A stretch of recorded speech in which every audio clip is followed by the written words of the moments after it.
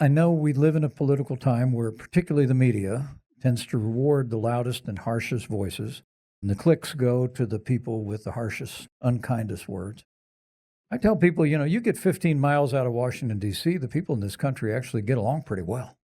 And I think the American people long for us to restore a threshold of civility in public life, hit hard on the issues and the differences. There are big debates about the size and scope of government, about values, about America's place in the world, but you can do it in a way that preserves the opportunity to find common cause down the road. And so I challenge these rising young legal scholars to, whether it's rewarded online or not, model it. And never doubt the American people. American people, I think, are looking for leaders at the end of the day that will restore that civility to public life and move our nation forward. Welcome to the Liberty and Leadership Podcast, a conversation with TFAS alumni, faculty, and friends who are making an impact today. I'm your host, Roger Ream. Well, thank you, Vice President Pence, very much for hosting this closing ceremony here at Advancing American Freedom.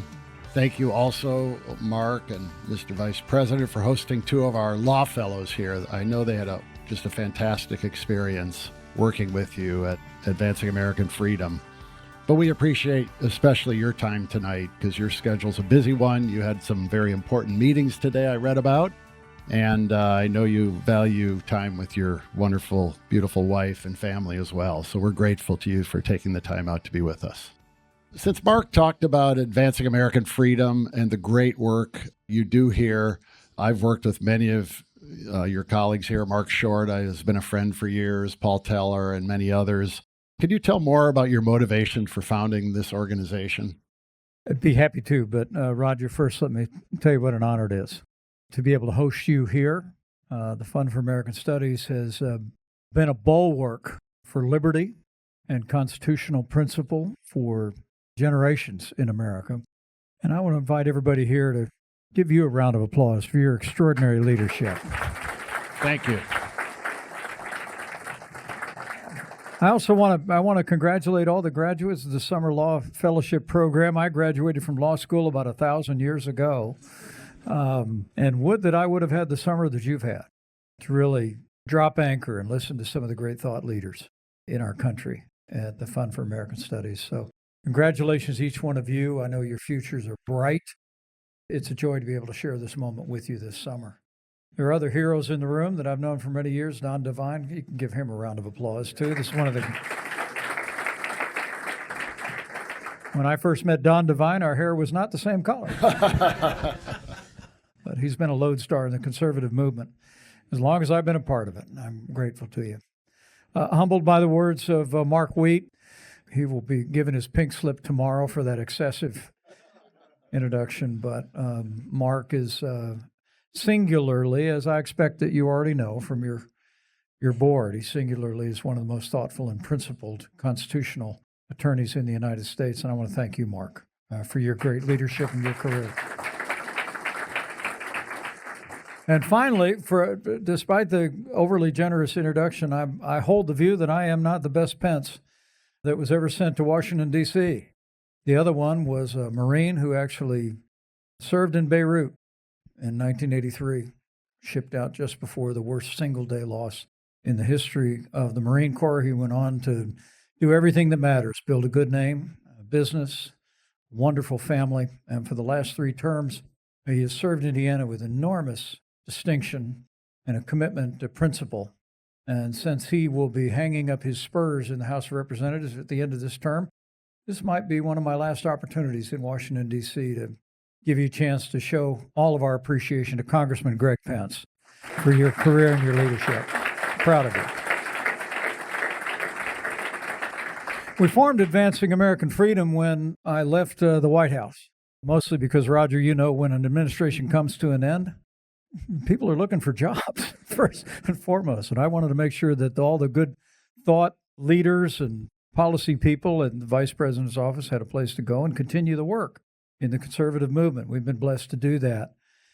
But I will tell you, to be perfectly transparent, over the last year and a half, and back in my presidential campaign last year, I saw something afoot in the Republican Party that has given greater urgency to our work at advancing American freedom. See, I joined the Republican Party having been the Youth Democrat Party coordinator in my home county in Indiana. And I started to listen to the words and the ideals of the 40th President of the United States. And in Ronald Reagan, I heard a commitment to a strong national defense, a commitment to limited government as defined in the Constitution of the United States. I heard a commitment to family and life and traditional values. And I joined the Reagan Revolution and have never looked back. But today, as has happened oftentimes in the history of the Republican Party, since our 16th president minted it into existence, there's a movement I describe as populism unmoored to conservative principle, a populism that questions our commitment not only to our national defense, but to American leadership in the world, a populism that seems prepared to ignore the fiscal crisis facing all the great graduates of this fellowship program, and a populism that wants to walk away from the most timeless values of life and family. And so at Advancing American Freedom, we're simply determined to be that anchor to windward, Roger. I don't know what the future holds, but I know who holds the future. And for my part, the calling of my life, the calling for our team is to simply be a consistent, cheerful voice for that Reagan agenda, that conservative agenda. And I promise you, we're going to continue to stand for those ideals. So help me God.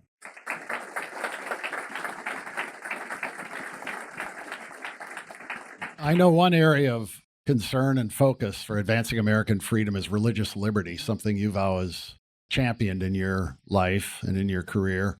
It's what brought the earliest settlers to this continent, and it's what brings many people here today is seeking religious liberty. Could you talk some about why you think it is it's constantly under threat, especially in recent decades, and how we can best defend it? I hope many of these law students here, I imagine many of them will be involved in cases trying to protect religious liberty. What are your thoughts on the status of it now and why it's under such threat? Well, the freedom of religion is, in many respects, our first freedom. It is, Roger, as you just said eloquently, it's what drew Americans, first generations of Americans here. The 200 years of our history before 1776 on this continent were largely forged beginning with the idea that we were to be a shining city on a hill. And I think 11 of the 13 original colonies actually had recognized state religions. And so when it came time for a national government, the compromise of the summer of 1787, approved in 1789, included that Bill of Rights. And in the very first amendment, which is in a sense was a compromise to get the thing passed, which my years in Congress, my brother years in Congress know, sometimes you got to add amendments to get things done. And the Bill of Rights was a pledge that Congress shall make no law respecting the establishment of religion or prohibiting the free exercise thereof. There was never to be a national religion, nor should there ever be an established religion in America. The Constitution prohibits it.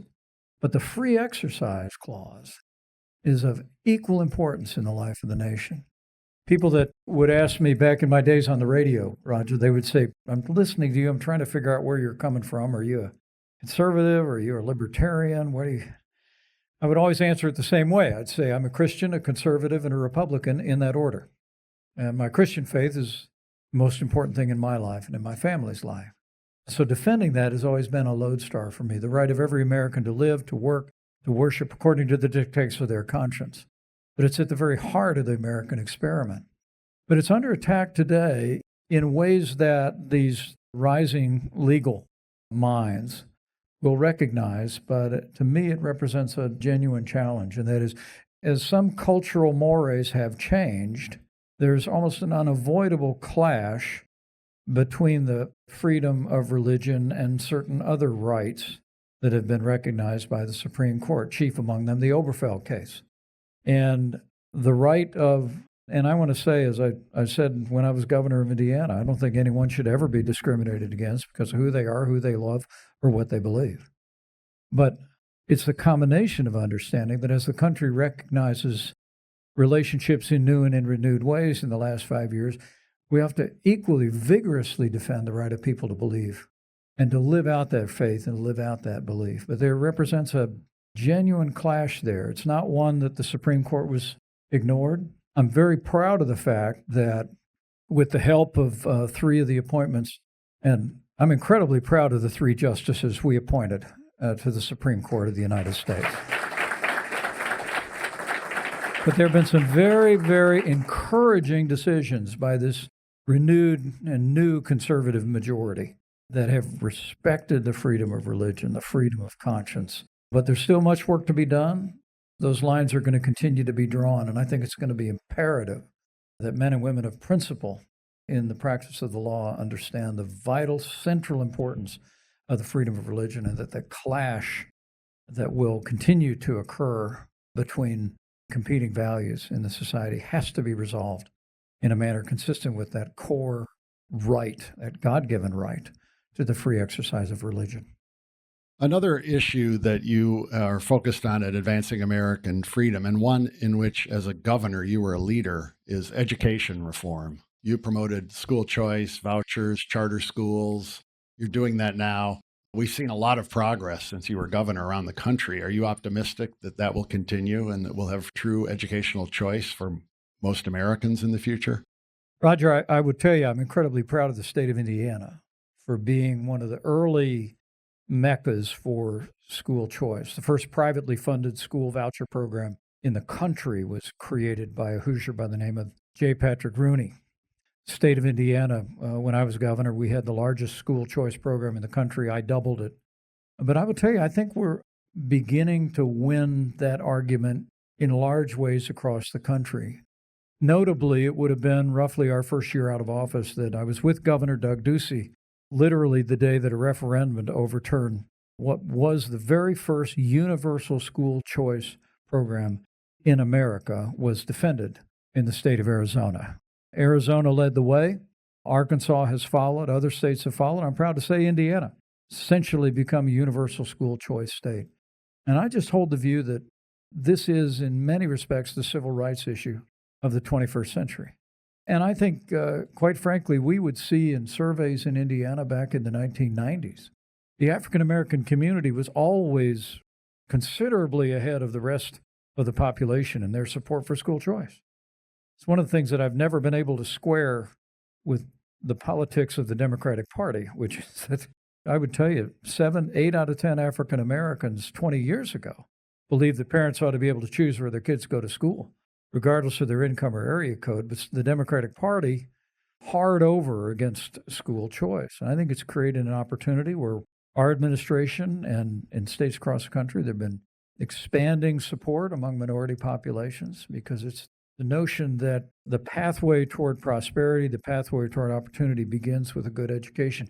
I always thought that President Bush, who you know, President George W. Bush, most eloquent statement was when he condemned, as he was advocating school choice and reform, he condemned what he called the soft bigotry of low expectations. He condemned the soft bigotry of low expectations. If you unpack that, it will really nurture your understanding, and it'll challenge you. It'll challenge people in communities. I've spoken that way, used that quote many times around the country, because if you are prepared to say that there are some Americans that we just have to expect less of, we know what that's called. Whereas the American ideal is that anybody can be anybody, and that given the opportunity, any American of any background, race, creed, or color can achieve the American dream, and that's what school choice is built on. And I think it's an idea whose time has come.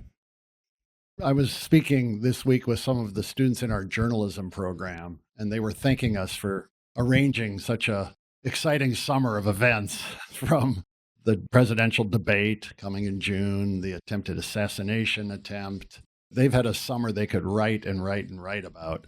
I just would love to ask you, you no doubt watched some of the convention, you touched on the importance of sticking to those values that traditionally conservatives or Republicans have believed in, free enterprise and strong America. Can you look in that crystal ball and give us any insights as to what you expect the next 4 months to be like? No. Yeah, he might know. Don said it was the right answer. So it must have been. Don Devine wrote a column in September of 2023 making the argument that Republicans are wrong to be campaigning against President Biden. He's not going to be the candidate you face next year. Nobody listened to him. till recently, but You can applaud that if you want. Yeah. That was pretty impressive. Wow.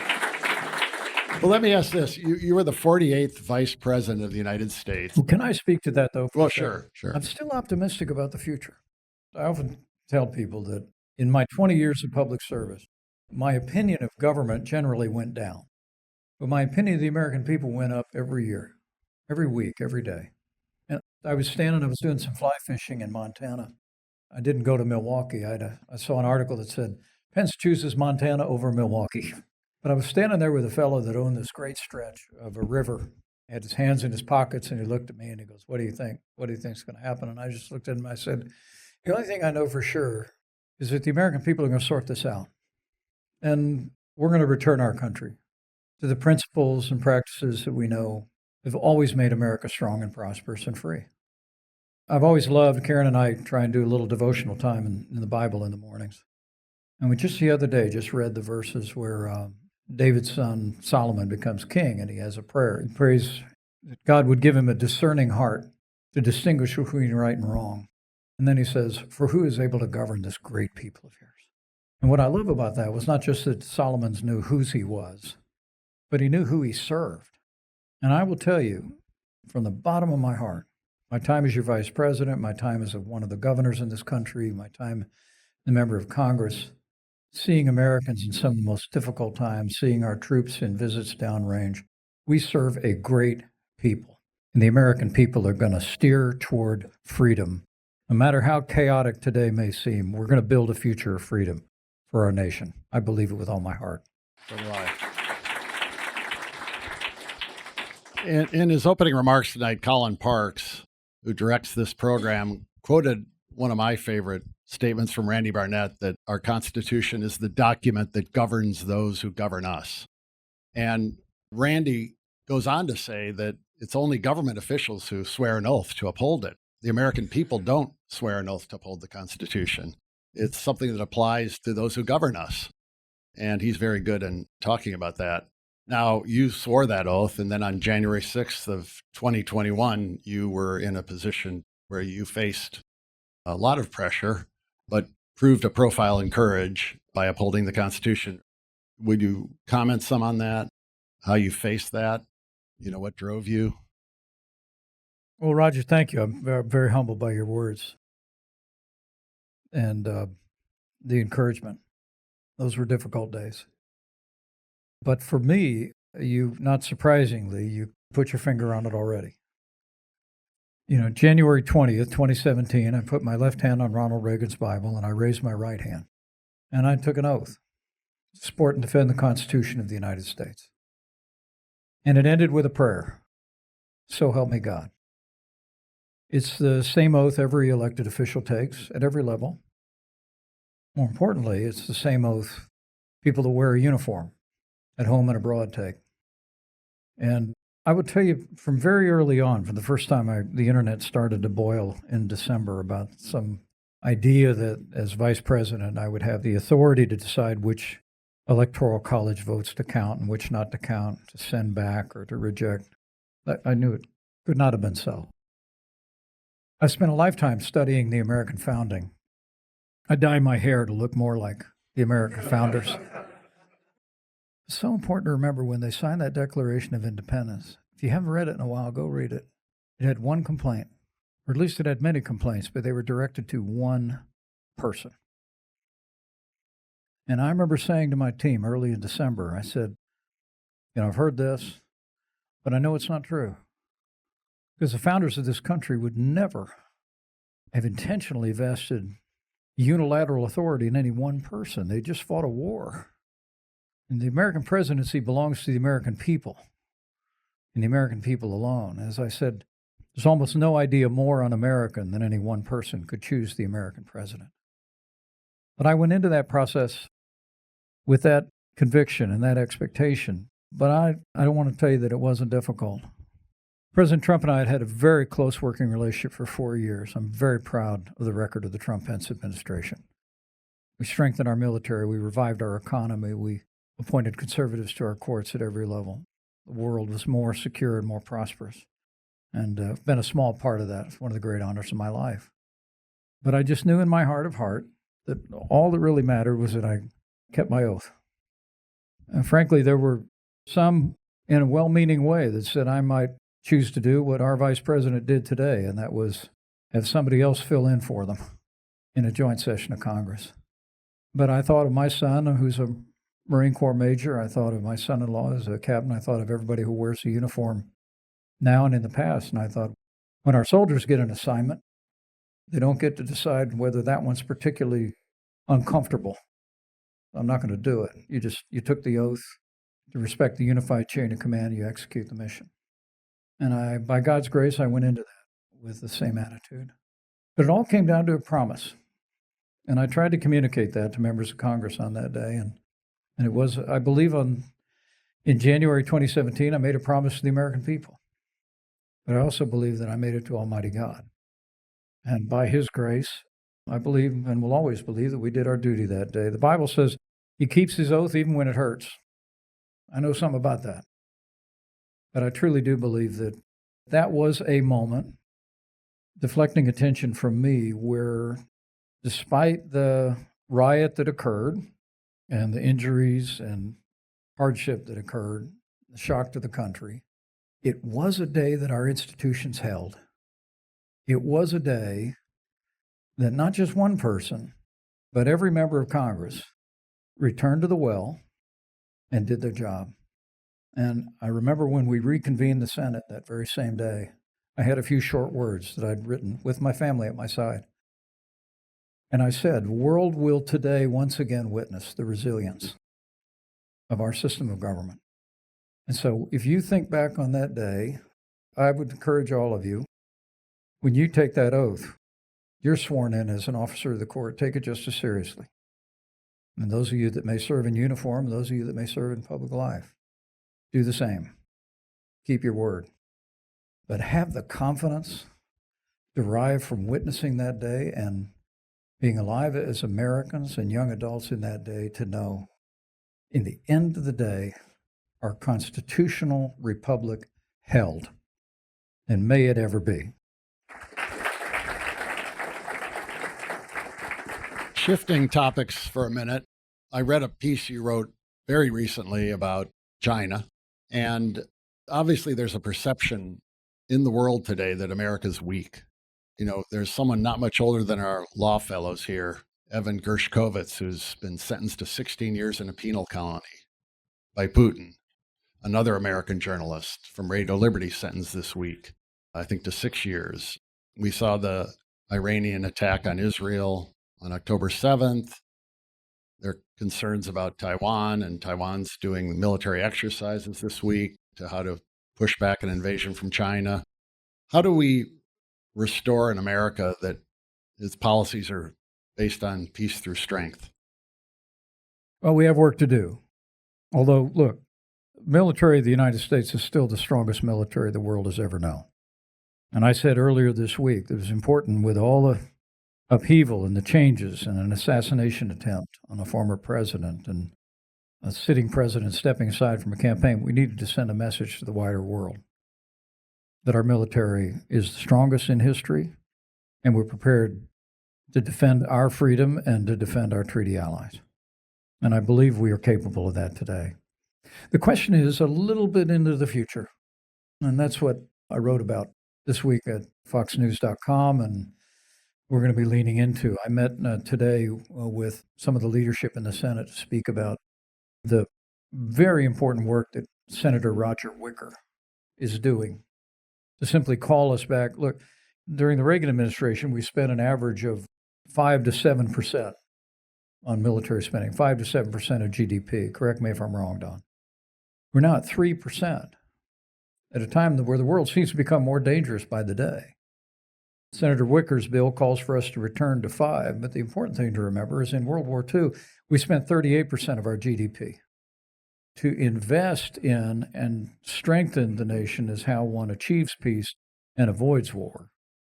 And for our part at Advancing American Freedom, we're going to be part of a chorus as the new Congress is seated, saying that we have some catching up to do. Not that we're behind any other military, but that you look at the investments that are being made by China in conventional warfare and space assets, and you look at the extraordinary and unprovoked aggression of Russia and the new alliance between North Korea, Iran, and China and Russia, now's the time for us to step forward and to create a new vision for providing for the common defense, which is the first obligation of the federal government. But to me, it will take vision and articulation and leadership. I just came from a meeting with some rising leaders in the House of Representatives who are working on just that. And the last part of this is we have to also recognize what we're dealing with. I mean, Russia's unprovoked invasion in Ukraine demands a response by the free world, and America is the leader of the free world. I have no doubt in my mind, if having met Vladimir Putin, if Vladimir Putin overruns Ukraine, it's simply going to be a matter of time before he crosses a border that our men and women in uniform are going to go have to deal with him. The world bought into a different thought about 90 years ago, and 6 million died worldwide. So from my standpoint, we have to build up our military, but we also have, notably the Republican Party has to be that voice of American leadership on the world stage, make the investments, have the strength, but then be willing to deploy American military resources to support nations like Ukraine, Israel, Taiwan in the defense of their own freedom. And that's a pathway toward peace and stability in the world. We're going to open this up to some questions. We'll give priority to our law fellows. I did want to ask you one last question. You're a student of history, and we've become a very polarized country, sadly divided even over about the account of our history and our founding. And there are those that push an agenda really focused on the flaws. And obviously, we had slavery, there were flaws at the founding. But you can understand real history and still believe we're an exceptional country. You've, recently been attacked for a very civil tweet you sent out when the president announced he wasn't going to stand for re-election, and people attack you. I mean, we have this incivility driven by social media. Could you offer some thoughts maybe about how we can rekindle and find common ground among us all about those basic core values this country was founded on, and bring us together around those, the belief in, limited government and the rule of law, free enterprise, things that you should believe in, whether you're a liberal or a conservative or a Republican or a Democrat, because they've built the greatest country on earth with such tremendous innovation and improvements in our lives that we should be able to find common ground, and we can't, it seems. I'd say two things. Number one is democracy depends on heavy doses of civility. And if you intend to enter public life, I encourage you to break training. I didn't know this my entire career.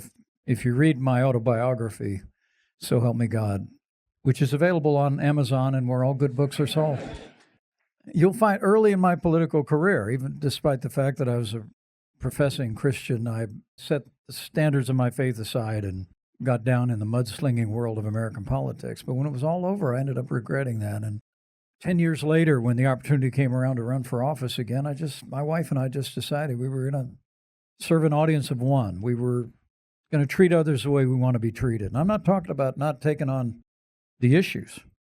I love telling people they're wrong about stuff. But it's the difference between telling that you're wrong about that and saying you're a bad person.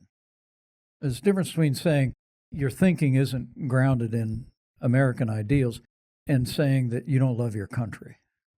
And I just would encourage you, and by God's grace, we've aspired to that over the last 20 years. And frankly, I witnessed it today. I was at a funeral for the late Senator Joe Lieberman, which Joe was one of those people that practiced that level of civility.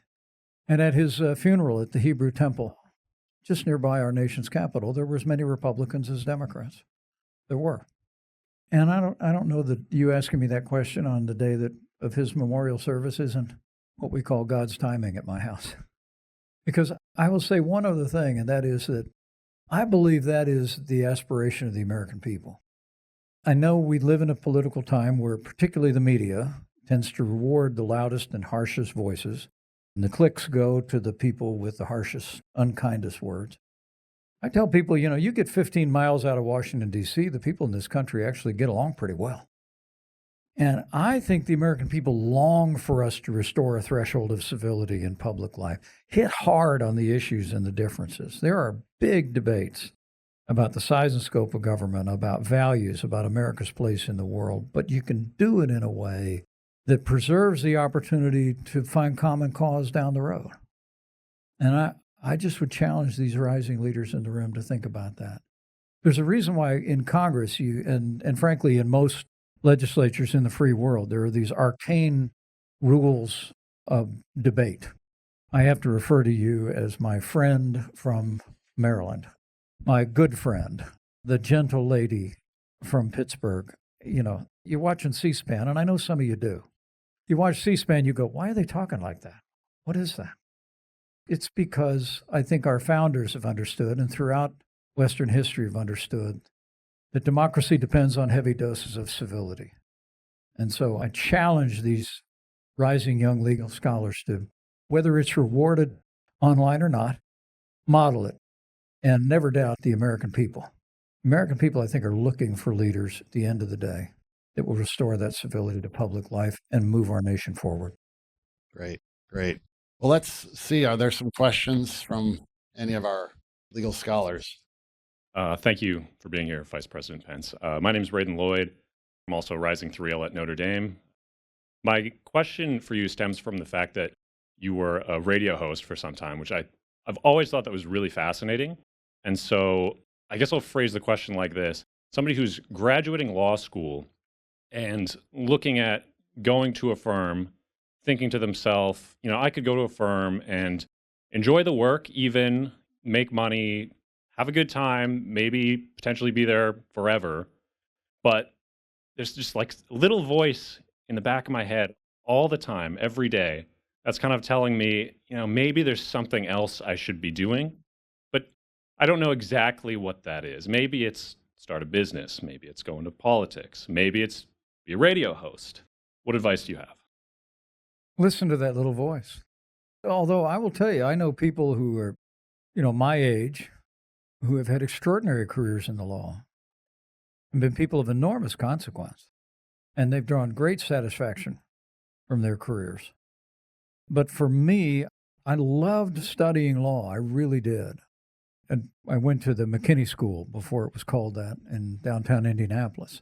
I loved the study of the law. Particularly, I was passionate about constitutional issues, but I always felt, as you did, that there was something more. And that's when I ventured out after practicing law for about 3 years, and I had a chance to run for Congress the first time, and I did it. I read a study one time that said when people were asked who were in hospice care or on their deathbed what advice they would give from where they were at, the number one, by a lot, that 85% of the people said, I'd take more risk. You get to that hospital bed, things take on a different perspective. But that's what the one thing that came through. And I'll tell you, the greatest blessings in my life have been when we ventured out and sometimes met with defeat more than once, right? Sometimes come up short, but always moved on to what's next. There's a verse in the book of Jonah that my wife and I clung to when we were deciding to run for Congress for the third time. My brother got elected the first time he ran, which he likes to remind people. It took me 3.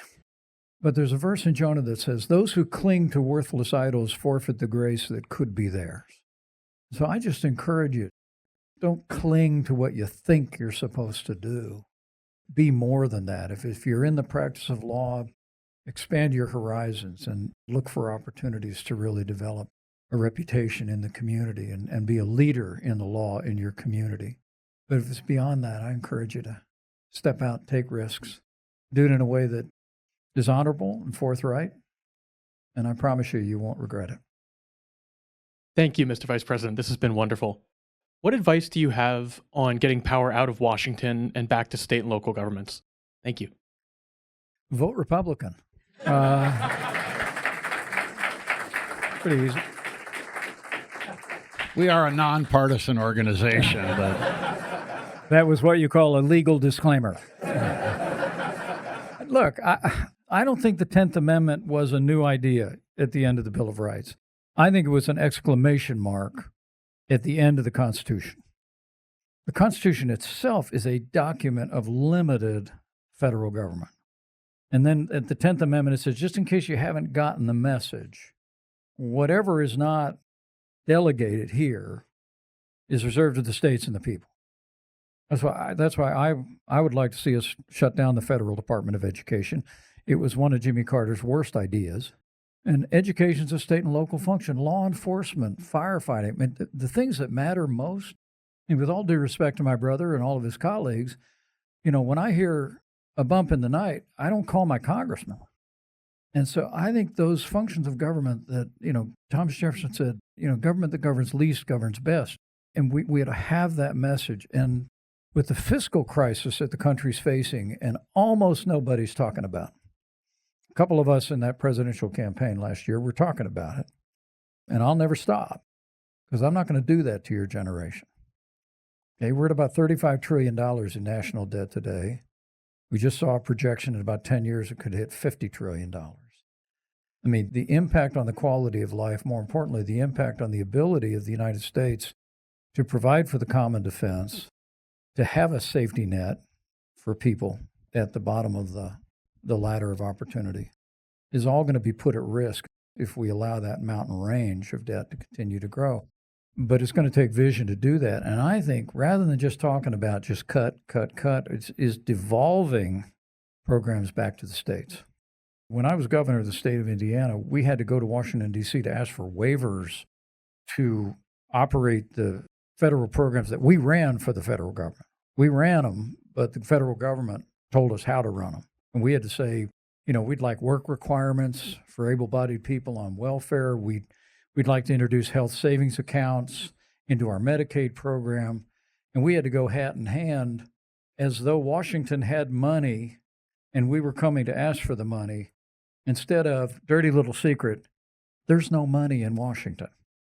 It's all from us. It goes to Washington, it passes through, and then it comes back.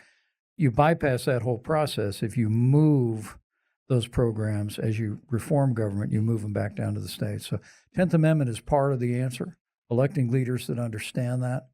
And I promise you, it's a profoundly important question. I commend you for it. Time for one more. Thank you, Mr. Vice President. I really appreciate you being here, and particularly in 2020, fulfilling your oath. My question is something you touched on about populism in our party. How do we go back to restoring the tenets of traditional conservatism and moving away from this kind of far removed ideology that's just about winning versus about governing? Just raise the banner high. I mean, when I was running for president last year, the media loved to write Mike Pence's problem and a couple of other of my friends who were running. They said their problem is they're running in a Republican Party that doesn't exist anymore. It wasn't my experience. Everywhere I went in Iowa, New Hampshire, and South Carolina, I would talk about strong national defense, American leadership in the world. I visited Ukraine in the middle of my campaign. I would talk about getting back to a balanced federal budget, constitutional limited government, pro-growth policies, free enterprise, the right to life. And everywhere I went, people were cheering. I wasn't surprised, though, because every Trump rally I ever spoke at, I spoke at many rallies where there were thousands, or ones where he was also at where there were tens of thousands. I would say those same things and the crowd would roar. The roof would lift. I have no doubt this movement remains conservative. It's just there are voices in the Republican Party today who are giving way to more populism, unmoored to conservative principle, but I don't believe it's where the American people are at. I really don't. I think there are other factors at work, cross currents in this election, beginning with the abject failure of the Biden administration at home and abroad. And the sense I had that a good percentage of voters just thought it's probably the best bet is a rematch. And I will say to you, as rising legal scholars, equal treatment under the law is a core American principle, and I believe this lawfare against the former president has offended millions of Americans, rightly, me included. But I'll make my point by telling you, I had a guy walk up to me at the end of a town hall meeting in Iowa. There's a room about like this. And he walked up to me and he said, Mr. Vice President, he said, that was a real good meeting. I liked everything you said. He said, you're going to be a great president someday. I said, well, thank you. Can I count on your support? And he said, no, I got to be for Trump. And he said, but I'll see you in 4 years. And I said, do you mind telling me why? And he said kind of a summary of what I just said to you. He's kind of like, Biden is so bad. But then he said, you know, if they can do that to a former president, they can do that to me. We just can't have it. Now, some people look at the outcome of the nomination process and what was a very successful convention last week, and they think the party has changed. I hold a different view. I really do. I think that many more are with us than are with them. People that believe in that agenda that Ronald Reagan didn't invent, but he made popular 50 years ago. He was the first person to say, Reagan said, some people call me a great communicator. He said, I'm not a great communicator. I just communicate great things. And he said, they aren't original to me. They're just American ideals. So my answer to you and to all of you is everything you've learned at the Fund for American Studies and this internship program, just go put into practice. Articulate them. And as you stand up into your career of law or as you get yourself involved in public life in the days ahead, just hold the banner high and never doubt the American people will rally to your cause, because I believe they will. Thank you. Thank you. Thank you very much. Thank you for listening to the Liberty and Leadership Podcast. If you have a comment or question, please drop us an email at podcast@tfas.org. And be sure to subscribe to the show on your favorite podcast app and leave a 5-star review. Liberty and Leadership is produced at Podville Media. I'm your host, Roger Ream, and until next time, show courage in things large and small.